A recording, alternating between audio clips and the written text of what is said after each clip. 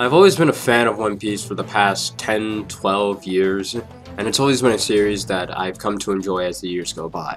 By this point from the past year or two, I can safely say that One Piece is not just my favorite anime or manga, no, one of my favorite overall series and franchises to ever exist. Anytime I try to talk about it though with any of my friends or bring it up, it goes nowhere, because they don't care about it. I've heard and seen it all of other One Piece fans trying to get others interested into the series, and it's all just, it's too long. Too many chapters, the main character's it's so powers long. gross. It looks the females' boring. bodies It's don't too make long. any sense. I've heard them all. But the main point of this video, and to the very least, is to try and get others interested into One Piece. Now, I'm not saying you should read all of the manga or watch all of the episodes. That would be nice, I guess. But I know it's quite a tough task to ask a majority of people to do. I'm just going to say to, for example, watch a video about it. There's plenty that range from guessing to what's going to happen by the end of the series when they do find the One Piece and the whole mystery about it and what the series is named after and what it is, or even about the next chapter when the most recent one has only been out for 2 days at best. A fun discussion video about anything within the series with its crazy powers of stretching to becoming an animal to controlling the forces of nature itself, or just binge a bunch of videos from YouTube that have the main characters being dumb. By any means, get interested. Which is why the title and objective is to get you interested. That's it. To care about its story and why it's so long. To be invested into the main characters who are a bunch of wacky and at the same time notorious pirates, or the crazy locations that actually make up the world for the series, or the dozens upon dozens of theories that will put a show like Gravity Falls to shame and the sheer amount of them. There's so much that I could talk about, and almost at the same time, too much, because I know I wouldn't be able to get through all of it. It's like a claw machine game. There's over 50 to 100 items that I can pick up as a prize, and I don't know where to start, and time's running out. If there's anything I can start talking about for One Piece, is the one thing that revolves around everything and what makes it so good. That being the same thing that revolves itself, the world. No, not you, the other thing. The world of One Piece is something I find fascinating because it holds everything that we need to know about the series together. It all connects. From the fact that the main protagonist, Monkey D. Luffy, is pretty much challenging the whole world to wanting to become king of the pirates. We all know it's nearly an impossible feat by the many he comes across through his journeys. But what I find fascinating is Luffy himself also. Yes, Luffy can be pretty naive at times, but he's not entirely stupid.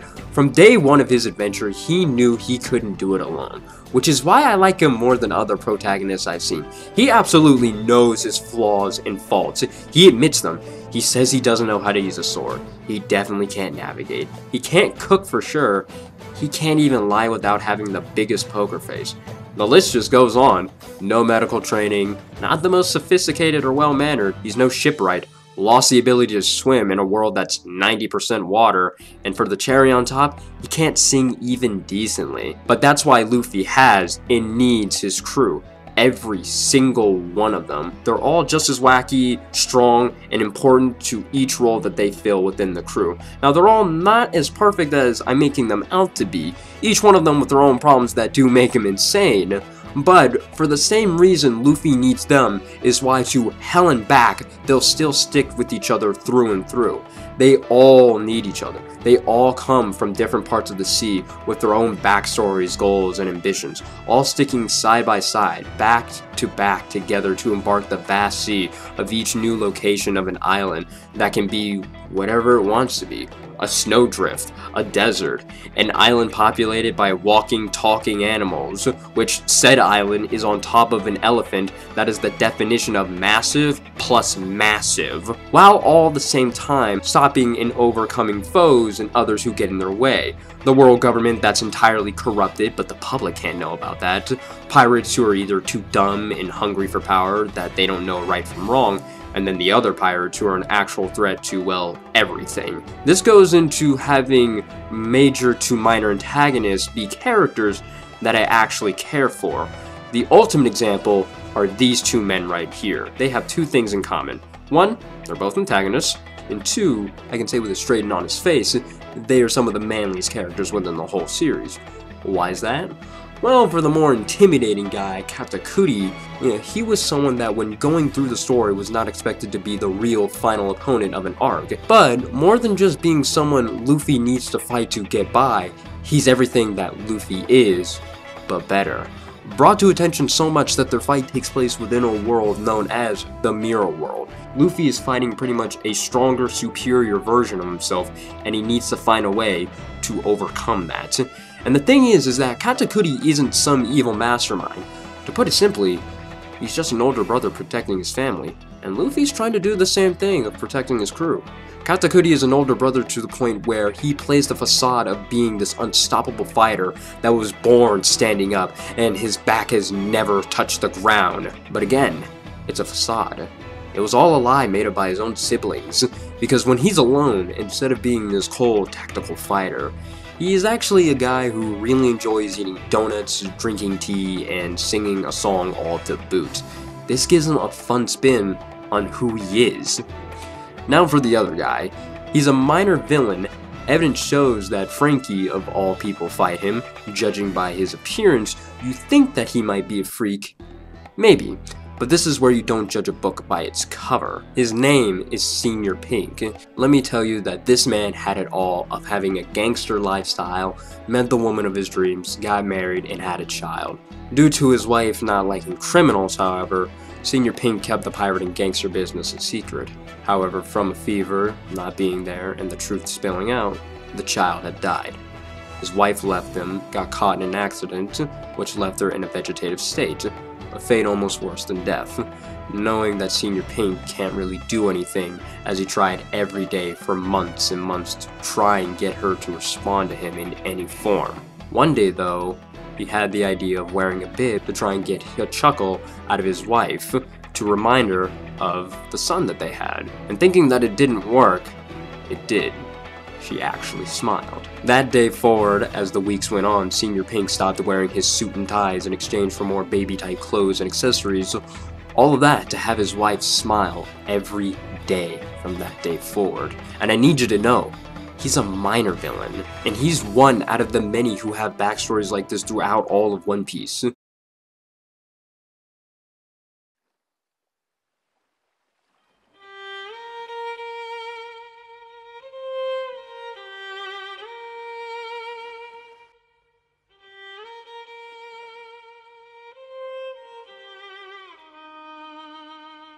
You get to see, explore, and learn about these characters from different locations who have their own lives and everything that they do across the globe, with overall still having tragic, dramatic, and comedic, and just over-the-top moments all around One Piece. That is what I love about the series. And you know what? Let me also just say, if the idea of a walking, talking, Afro-singing skeleton who can play the guitar, piano, and violin, whose main fighting style is fencing, who's a gentleman and ladies' man, and who can tell awesome puns, does not get you interested, then I don't know what to tell you. But joking aside, that is why you should be interested into One Piece. It's a series that you get to explore and understand and see. It's a world worth viewing. That is what I love about it. So, let me know what you guys think in the comments below. Have any questions, comments, or concerns, or any other discussion topics you guys want me to talk about? I'm trying to answer the best I can. You know what to do with all the links that I provide. Have fun clicking to the different social media sites that they'll lead you to. Thank you for watching. That's greatly appreciated, of course. Have a great day, have a great night, and have a happy New Year's. Goodbye.